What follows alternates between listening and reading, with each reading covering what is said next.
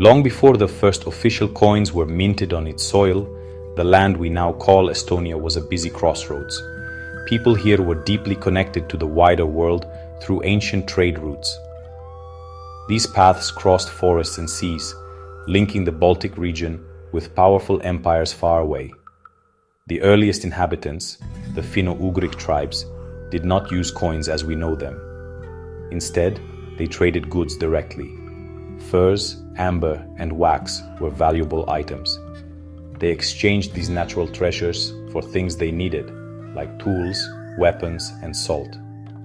This system of barter was the foundation of their economy. It was a world built on trust and the tangible value of goods. The concept of money arrived slowly, carried by foreign merchants and warriors. Roman coins, for example, have been found in Estonian soil. These were not used for everyday shopping. Instead, they were seen as precious objects. They were valued for the silver or gold they contained. People would often melt them down to make jewelry or other ornaments. Finding a Roman denarius in an ancient Estonian settlement tells us a story. It speaks of long-distance connections and the slow introduction of a new idea, that a small metal disc could represent a specific value. These early encounters with foreign currency planted the seeds for a monetary system that would develop over many centuries. The value of these early coins was not fixed. Their worth was based on the weight and purity of the metal. A trader might cut a coin into smaller pieces to make a specific payment. This shows that people understood the intrinsic value of the precious metal itself, rather than accepting the authority of the distant emperor whose face was stamped on it. This practical approach to money was common in many parts of early medieval Europe. It was a time when the flow of goods was more important than the political symbols on a piece of metal. For the people of ancient Estonia, these foreign coins were simply a convenient and portable form of wealth. As trade networks grew more complex, the need for a more standardized medium of exchange became clear. The barter system, while effective for local trade, was clumsy for larger or more distant transactions. Carrying heavy bundles of furs or large chunks of amber was not always practical. The small, durable, and universally valued Roman and later Byzantine coins offered a solution. They were a glimpse into a different kind of economy, one where value could be stored and transported easily. This early exposure to coinage set the stage for the dramatic changes that would arrive with the Vikings, who would bring vast quantities of silver into the Baltic region. The Viking Age, from roughly the 8th to the 11th century, was a transformative period for Estonia. Its strategic location on the Baltic Sea made it a vital part of the Vikings' eastern trade route, known as the Osterfjord. This route connected Scandinavia with the wealthy Islamic caliphates and the Byzantine Empire. Estonian shores became bustling centers of activity. Vikings sailed their longships along the coast, trading, raiding, and establishing temporary settlements. They brought with them not just goods, but an immense amount of silver. This influx of precious metal fundamentally changed the local economy and the concept of wealth in the region. The most fascinating evidence of this era comes from the numerous coin hoards discovered across Estonia. These hoards are buried treasures, collections of coins hidden for safekeeping. A remarkable feature of these hoards is the prevalence of Islamic silver coins, called dirhams. These coins were minted in cities like Baghdad and Samarkand, thousands of miles away. They traveled up the rivers of Eastern Europe, passing through many hands before reaching the Baltic. For Estonians, these dirhams were the primary form of currency. Their high silver content made them reliable and valuable. They were used whole, or more often, cut into pieces, known as hack silver, to pay for goods and services. The sheer quantity of these dirhams found in Estonia is staggering, representing one of the largest concentrations outside the Islamic world. This tells us that the people of Estonia were not merely passive observers of Viking trade. They were active and successful participants. They traded local products like furs, slaves, and amber for this silver. The hoards often contain a mix of dirhams, Byzantine millieresia, and Western European deniers, alongside silver jewelry and ingots. This mixture shows a sophisticated understanding of silver as a universal measure of value, regardless of where the coin was minted or what ruler's name it bore. Wealth was measured in weight, not in the number of coins. The practice of burying hoards also gives us insight into the lives of the people. These treasures were likely hidden during times of danger or uncertainty, with the owner fully intending to return and retrieve them. That so many remained buried suggests that their owners often did not survive the turbulent events of the time. For archaeologists and historians, these hoards are like time capsules. They provide invaluable information about the scale of trade, the flow of wealth, and the economic connections that tied Estonia to the wider world during the Viking Age. They are a silent testament to a period of intense commercial activity and cultural exchange.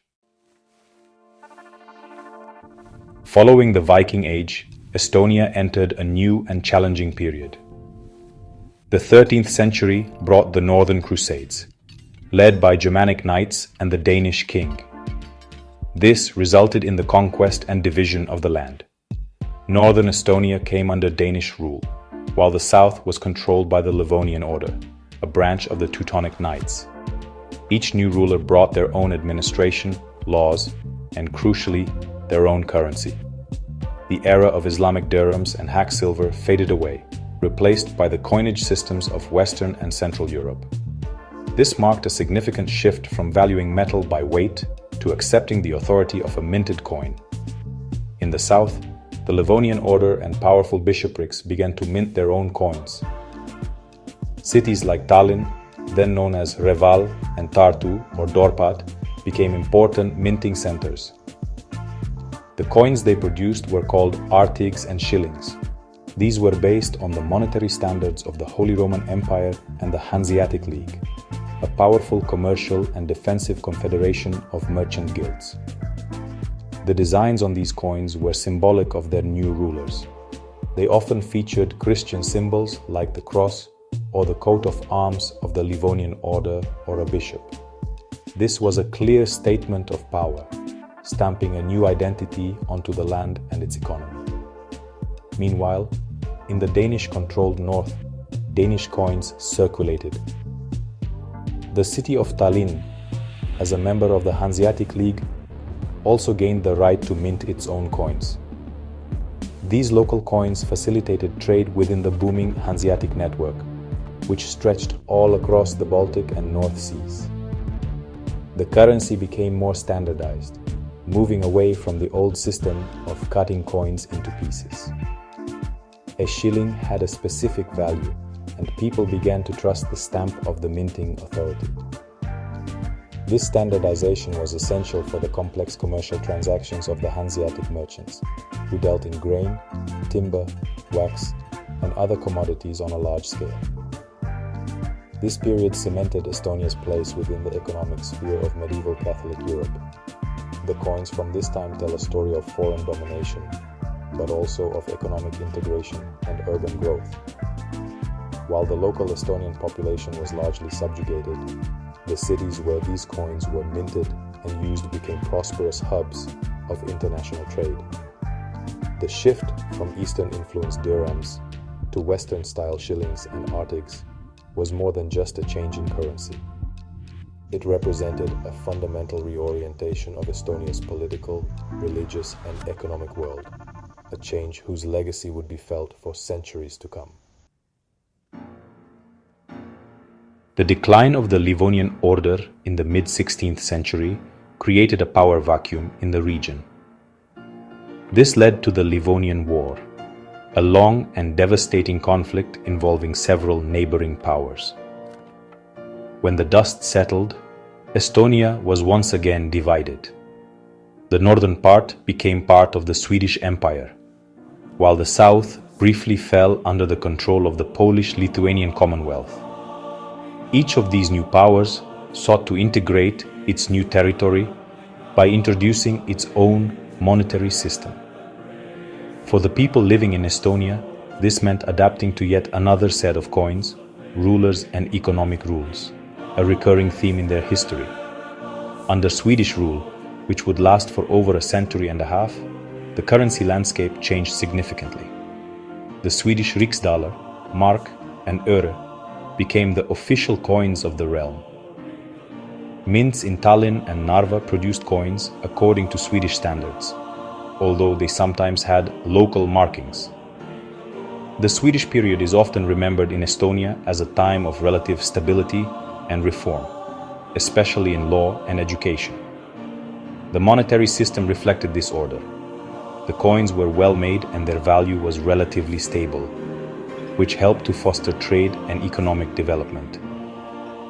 The Swedish crown was a powerful symbol, and its coins were a daily reminder of who was in charge.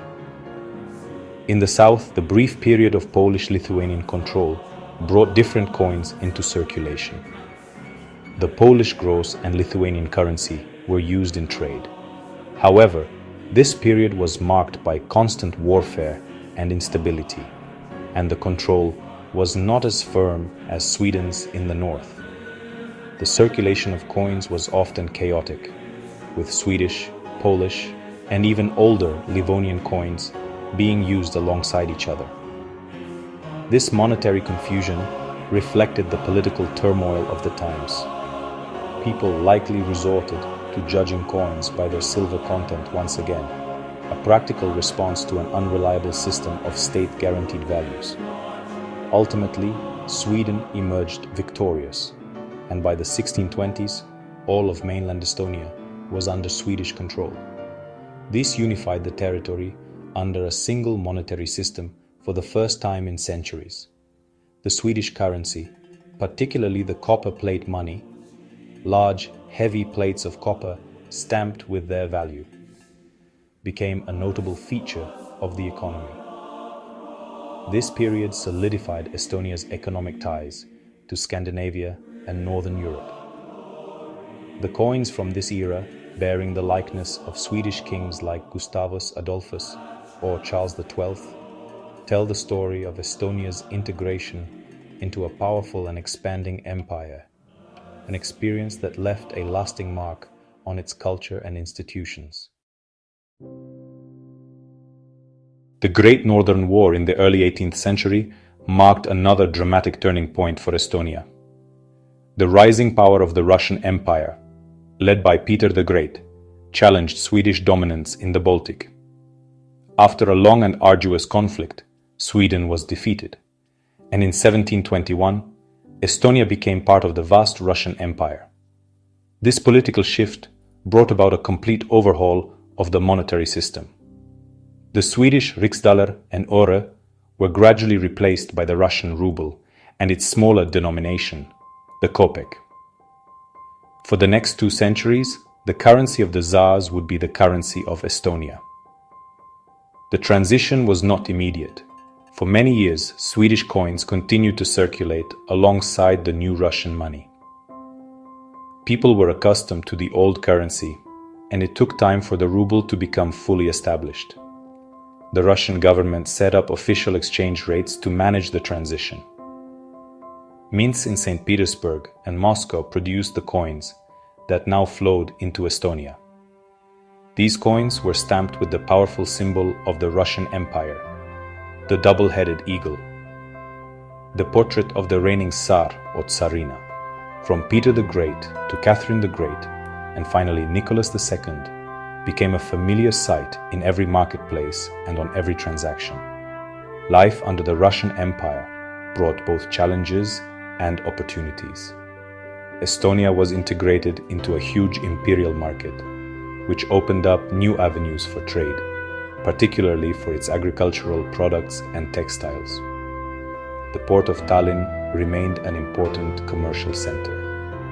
The monetary system, governed by the Imperial Bank in St. Petersburg, was stable for long periods.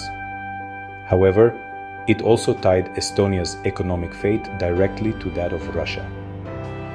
When the Russian economy faced crises, such as during the Napoleonic Wars or the Crimean War, the effects were felt directly in Estonia through inflation or currency shortages. The ruble was more than just money. It was a symbol of imperial authority and a tool of Russification. All official transactions, taxes, and wages were calculated and paid in rubles. This reinforced the political reality that Estonia was a province of a great empire, not an independent entity. For nearly 200 years, Estonians used the money of their rulers, a daily reminder of their political status. Yet during this long period, a distinct Estonian national identity began to grow stronger, setting the stage for the dramatic events of the early 20th century and the dream of having their own national currency once again. The turmoil of World War I and the collapse of the Russian Empire in 1917 created a historic opportunity for Estonia. On February 24, 1918, the Republic of Estonia declared its independence. This bold declaration was followed by a difficult war of independence against both Soviet Russia and German forces. A crucial part of building a new, sovereign state was establishing its own independent economic system. One of the very first steps was to create a national currency. This was not just an economic necessity, it was a powerful symbol of statehood and a clean break from the imperial past. The first currency of the new republic was the Estonian marka.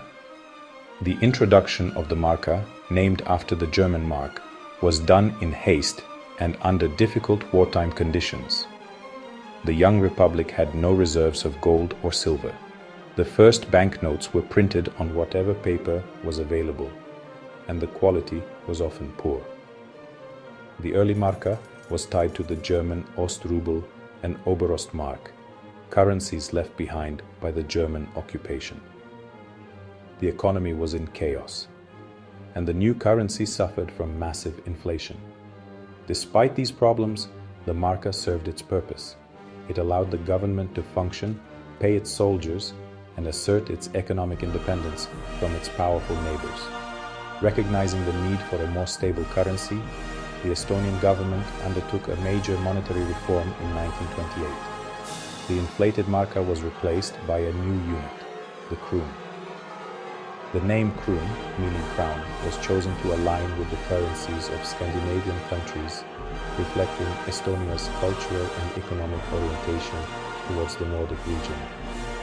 The kroon was pegged to the British pound sterling and backed by a gold standard. This made it a strong and reliable currency. The Bank of Estonia was established to manage the new money and ensure its stability. The kroon quickly gained the trust of the people and the international community. The design of the kroon coins and banknotes was a celebration of Estonian identity. The coins featured 3 lions, the national coat of arms, a symbol dating back to the 13th century. Banknotes were decorated with images of Estonian landscapes, historical figures, and scenes from rural life. For the first time, the money used in daily life was truly Estonian, reflecting the nation's own culture, history, and aspirations. The kroon was a source of immense national pride. It was tangible proof that after 700 years of foreign rule, Estonia was finally the master of its own destiny. The period of independence and the proud circulation of the Estonian kroon came to an abrupt and tragic end in 1940. Under the terms of the secret Molotov-Ribbentrop Pact between Nazi Germany and the Soviet Union, Estonia fell into the Soviet sphere of influence. In June 1940, the Red Army occupied the country, and Estonia was forcibly annexed into the USSR. One of the first acts of the new Soviet regime was to dismantle the institutions of the independent republic. This included abolishing its national currency. The Estonian kroon, a powerful symbol of sovereignty, was targeted for elimination. The transition to the Soviet ruble was swift and brutal. Initially, the kroon was allowed to circulate alongside the ruble at a highly artificial and punitive exchange rate. The Soviets set the rate at 1 ruble to 0.8 kroony, even though the kroon's real market value was much higher. This was essentially a form of legalized theft, allowing Soviet officials and military personnel to buy up goods in Estonia for a fraction of their worth. It quickly drained the country of its resources and impoverished the population. In March 1941, the kroon was declared illegal, and people were forced to exchange their remaining savings for rubles at this unfair rate. For the next 50 years, the Soviet ruble was the only legal currency in Estonia. All economic life was now dictated by central planners in Moscow. The familiar Estonian designs on coins and banknotes were replaced by the symbols of the Soviet state: the hammer and sickle, the Soviet coat of arms, and the portrait of Vladimir Lenin. The loss of the kroon was a constant daily reminder of the loss of independence. It symbolized the subjugation of the Estonian economy to the needs of the Soviet Empire. The vibrant, market-oriented economy of the pre-war republic was replaced by a centrally planned system characterized by shortages, inefficiency, and a lack of innovation. Despite the official dominance of the ruble, the memory of the kroon was kept alive. For many Estonians, especially those who remembered the period of independence, the old banknotes and coins became cherished mementos of a lost golden age. They were hidden away, physical relics of a time when Estonia was free. This act of preserving the old currency was a quiet form of resistance. It represented a refusal to accept the Soviet occupation as permanent, and a deeply held hope that one day Estonia would be independent again and its national currency would return. The late 1980s saw the weakening of the Soviet Union's grip on Eastern Europe. In Estonia, a powerful and peaceful movement for independence, known as the Singing Revolution, gained momentum. After decades of Soviet rule, the dream of restoring sovereignty became a real possibility. Estonia formally declared the restoration of its independence in August 1991, following a failed coup in Moscow. Once again, a top priority for the newly free nation was to establish its own currency and break away from the collapsing and hyperinflated Soviet ruble zone. The decision was made to bring back the beloved currency of the First Republic, the kroon. The currency reform of June 20, 1992, was a bold and decisive move. In a single weekend, the Estonian kroon was reintroduced, replacing the Soviet ruble. Every resident was entitled to exchange a limited amount of rubles for kroons at a fixed rate. This reform was meticulously planned in secret to prevent speculation and chaos. The new kroon was pegged not to a floating currency, but to the strong and stable German Deutschmark. This currency board system meant that every kroon in circulation was backed by foreign currency reserves, creating immediate trust and stability. This was a radical step that laid the foundation for Estonia's future economic success. The return of the kroon was a moment of profound national significance. People queued up patiently at banks to exchange their old rubles for the crisp new banknotes. The designs of the new kroon were a powerful link to both the past and the future. The coins again featured the three lions of the national coat of arms. The banknotes showcased prominent figures from Estonian culture and science, such as the poet Lydia Koidula, the writer A.H. Tammsaar, and the chess grandmaster Paul Keres. This choice celebrated the nation's intellectual and cultural heritage, sending a clear message that Estonia's strength lay in its people and their achievements. The reintroduction of the kroon was a resounding success. It immediately halted hyperinflation, stabilized the economy, and created a predictable environment for business and investment. The stable kroon became a cornerstone of the rapid economic reforms that transformed Estonia into a modern, market-oriented economy. For the Estonian people, using their own currency again after a 50-year gap was more than just an economic transaction. It was an act of reclaiming their identity and sovereignty. The kroon was a daily symbol of their hard-won freedom and their determination to build a prosperous and independent future on their own terms. Having successfully re-established its independence and built a thriving market economy, Estonia set its sights on a new goal: full integration into the European family of nations. This ambition culminated in Estonia joining the European Union in 2004. A key part of this integration process was the eventual adoption of the EU's single currency, the euro. After several years of meeting the strict economic criteria required for membership in the Eurozone, Estonia was ready to take the next step.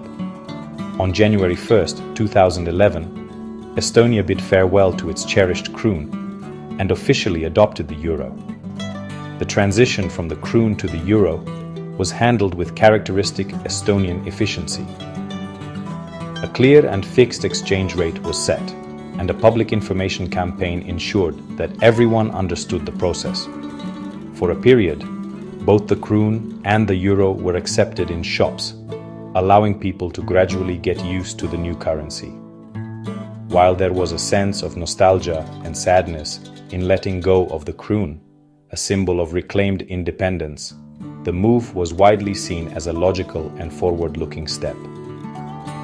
Adopting the euro was viewed as cementing Estonia's place at the heart of Europe and providing greater economic security.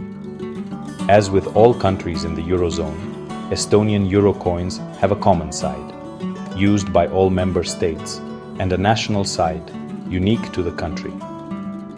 For its national design, Estonia chose a single, simple, and powerful image, a silhouette of the map of Estonia.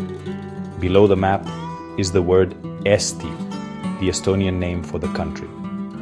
This design was selected through a public vote, making it a truly democratic choice. By putting its own map on the shared European currency, Estonia made a clear statement. It affirmed its identity and permanence as a sovereign nation within the broader European community. The story of Estonian coinage, from ancient Roman denarii and Viking dirhams to the euro, is a mirror of the nation's history. It reflects a long journey through foreign rule, a fierce struggle for independence, and a pragmatic embrace of the future. Each coin tells a part of this story: the shillings of German knights, the rubles of Russian tsars, the two generations of the proud Estonian kroon, and finally, the euro. While the currency has changed many times, the underlying theme is one of resilience. The coins in the pockets of Estonians today may be European, but their national design serves as a constant reminder of a unique identity forged over centuries of endurance and perseverance.